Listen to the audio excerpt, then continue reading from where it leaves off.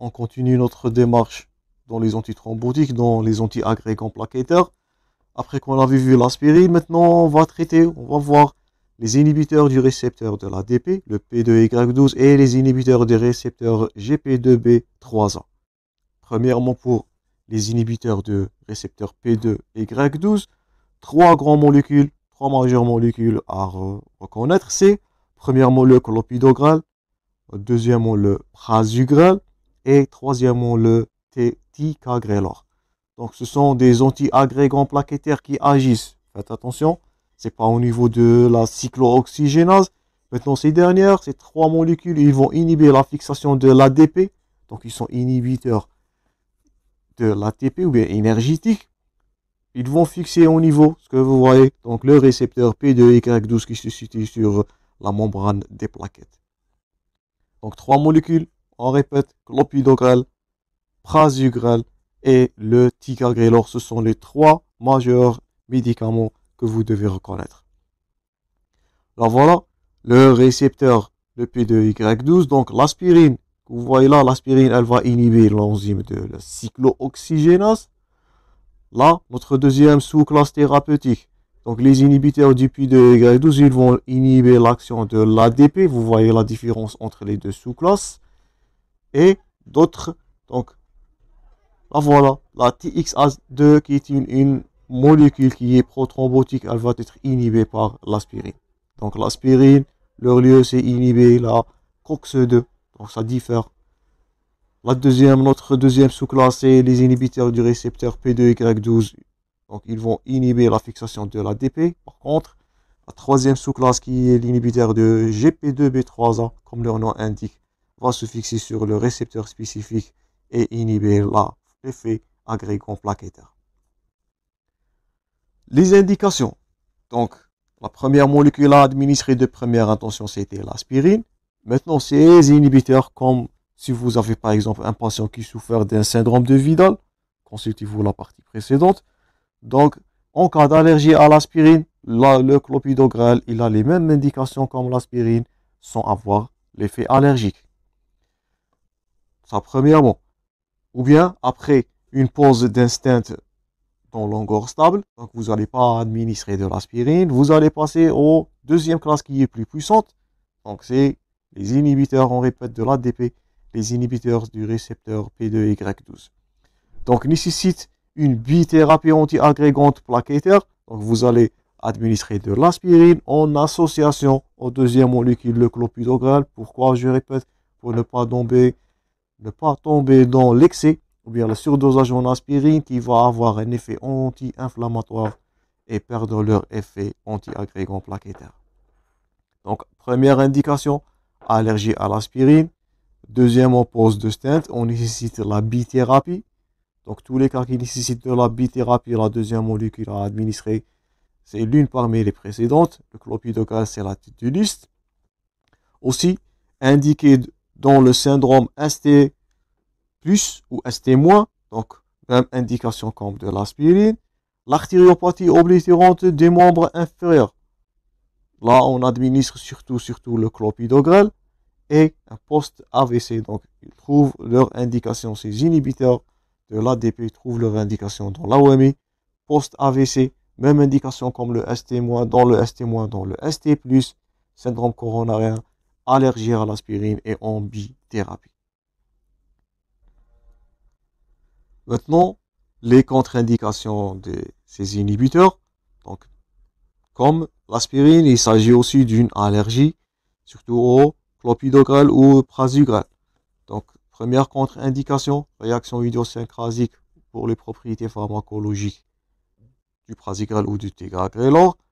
Un syndrome hémorragique évolutif, contre-indication à ces anti-agrégants plaquettaires, ils vont potentialiser ou bien ils vont aggraver le tableau clinique. Donc là, ce que vous voyez, donc c'est une purpura échymotique ou bien c'est une ecchymose du membre supérieur. Donc cette dernière, elle contre-indique l'administration des anti-agrégants plaquettaires. Autre contre-indication, là toujours, syndrome hémorragique en évolution. Autre contre-indication qui est spécifique au prasugrel. Donc ce dernier, il est contre-indiqué s'il s'agit des antécédents d'un AVC d'un AVC ou d'un AIT, ou bien devant une cirrhose, vous pouvez consulter toujours le cours de cirrhose classé concernant la classification de Child EPUG classe C, avec un poids du patient inférieur à 60 kg ou un âge avancé supérieur à 75 ans. Donc, cette molécule prasugrel, elle est mal tolérée devant ces cas. D'autres contre-indications concernant le prasugrel et le ticagrelor, ils sont contre-indiqués en association avec un traitement anticoagulant oral. On va voir ça dans la deuxième ligne concernant le traitement antithrombotique dans la prochaine partie. Donc, une contre-indication à AVK antivitamine K, les anticoagulants oraux et le prasugrel et le ticagrelor, donc car ils sont potentiellement puissants par rapport à l'aspirine. Le voilà maintenant un tableau qui résume les trois majeurs médicaments, bien trois majeures molécules, clopidogrel, on répète, prasugrel et le ticagrelor. Donc, pour la réversibilité, notez-vous bien que le clopidogrel et le prasugrel sont irréversibles. Par contre, le ticagrelor qui est réversible. Concernant le mécanisme d'action, donc il empêche toujours la fixation de l'ADP sur le récepteur P2Y12. D'abord, c'est leur nomenclature. Les trois, donc agissent sur la même molécule ou bien sur le même récepteur, c'est le P2Y12. Pour le clopidogrel et le prasugrel, ils sont sous forme de prodrogue. Donc, si vous souvenir de votre pharmacologie, prodrogue, ces dernières, après qu'ils subissent un métabolisme hépatique, c'est à ce moment-là que ces deux médicaments vont avoir leur effet thérapeutique. Donc, ils sont prodrogues, ils sont limités par leur métabolisation. Donc, concernant le clopidogrel et le prasugrel. Par contre, le ticagrelor qui est plus puissant par rapport aux deux dernières molécules, donc c'est un produit actif, il a son activité pharmacologique sans passer au métabolisme hépatique. La dose de charge pour le clopidogrel, donc c'est 75 mg par jour ou équivalent de 600 mg. Pour le prasugrel, c'est 6 comprimés. Et pour le ticagrelor, donc 180 mg, donc 2 comprimés à 90 mg. La posologie d'entretien, donc un comprimé chacun. Le début d'effet, c'est 2 à 4 heures concernant le clopidogrel, 30 minutes pour le prasugrel, donc c'est plus efficace, c'est plus rapide, et 30 minutes aussi pour le ticagrelor. Donc clopidogrel, 2 à 4 heures avec une durée d'effet qui est moindre, donc 3 à 10 jours. Par contre, le prasugrel, c'est plus puissant, donc il a un début d'effet qui est très rapide, 30 minutes, avec un effet prolongé, donc 5 à 10 jours par rapport à 3 à 10 concernant le clopidogrel. Le ticagrelor, donc il a un effet donc direct sans passage au métabolisme, donc de 30 minutes avec une durée d'effet donc qui est moindre de 3 à 5 jours. Et faites attention, devant une intervention chirurgicale, ces molécules, donc soit le clopidogrel, soit le prasugrel, soit le ticagrelor, ils sont à arrêter, soit de 5, soit de 7 jours. Donc arrêter ces thérapeutiques ou bien ces molécules 5 jours avant une intervention chirurgicale s'il s'agit le cas de clopidogrel ou de ticagrelor, et arrêter ces molécules ou bien arrêter le prasugrel 7 jours avant une intervention chirurgicale pour éviter le risque hémorragique. Donc 7 jours pour le prasugrel, pourquoi?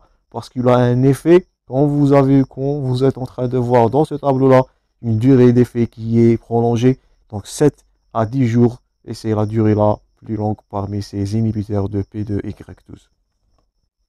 Donc si on récapitule ce qu'on avait vu pour les inhibiteurs du récepteur P2Y12, donc ils sont administrés en cas d'allergie à l'aspirine, ils sont indiqués s'il s'agit d'une bithérapie après une pause de stent, ils ont les mêmes indications comme l'aspirine, donc soit un syndrome coronarien ST+, ST-, l'AOMI, post-AVC, surtout le clopidogrel, donc c'est la molécule la plus utilisée.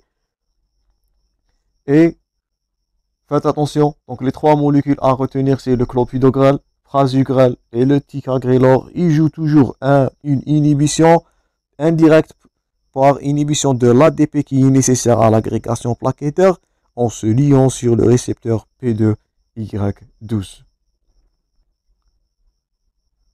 Leur contre-indication, allergie au clopidogrel, un syndrome hémorragique évolutif, tout ce qui est gras bien sûr c'est à retenir, donc faites attention. Donc ce sont des molécules plus puissantes par rapport à l'aspirine. Donc un syndrome hémorragique en évolution qui se caractérise par une thrombopénie due aussi à l'association de l'inhibition qui est irréversible aussi pour ces molécules. Donc elle peut aggraver un syndrome hémorragique évolutif. D'autres caractéristiques concernent le prasugrel qui est le plus puissant. Il est contre-indiqué en cas d'antécédent d'AVC, de cirrhose. Et ce dernier, le prasugrel, il est contre-indiqué en association avec les thérapeutiques qu'on va voir prochainement. C'est les anticoagulants, soit les AVK ou bien les anticoagulants oraux. Dernière classe thérapeutique qu'on va voir dans les anti-agrégants plaquettaires, c'est les inhibiteurs. Un autre récepteur, c'est le GP2B3A. Donc ces dernières molécules, ils sont de moins en moins utilisées. Ils bloquent directement, donc pas indirectement comme les inhibiteurs de P2Y12. Directement, ils vont inhiber ou bien bloquer directement leur récepteur cible des plaquettes au moment de l'agrégation. Il s'agit de plusieurs molécules. Donc on a premièrement l'apiximab, on a le tirofiban et on a l'eptifibatide. Leurs indications de ces produits sont donc premièrement un syndrome coronarien ST- avec un risque élevé. Donc ce sont des molécules plus puissantes au précédent, à la demande du coronaro ou bien à la demande du coronarographiste en fonction de l'aspect de lésion. Donc premièrement ST- à risque élevé, ou bien deuxièmement un syndrome ST+ après une angioplastie primaire, à la demande bien sûr toujours du coronarographiste en fonction aussi toujours de l'aspect de la lésion.